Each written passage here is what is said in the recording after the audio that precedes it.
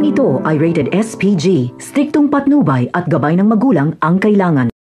Sasariwain pa sana nila Tanggol ang ganda ng tanawin sa resort, ngunit kailangan nilang magmadaling tumakas. May dumating kasing kapulisan sa resort at nasundan pala sila Tanggol. Pupunta ito sa cottage nila Tanggol, ngunit hindi na nila maaabutan sila Tanggol doon. Wala nang ibang pupuntahan sila Tanggol at Bubbles kundi bumalik sa selda.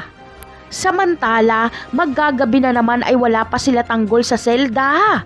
Kaya galit na si Espinas at nagdesisyon na itong ipakuha ang mga kaibigan ni Tanggol.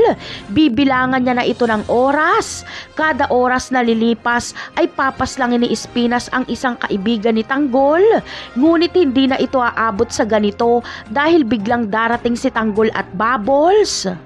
Sa kabilang banda naman ay hindi na nga makakalabas ng kwarto si Mokang.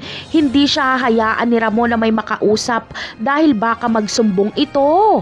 Kaya ang tanging magagawa na lang ni Mokang ay magpanggap na mahal niya si Ramon at tatanggapin niya kahit ano pa ang pagkatao nito.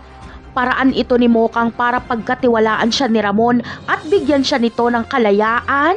At kapag magkaroon na siya ng pagkakataon ay isusumbong niya si Ramon kay Rigor. Hihingi si Mokang ng saklolo kay Rigor at sasabihin niyang Ramon Montenegro ang tunay na pangalan ng kanyang asawa.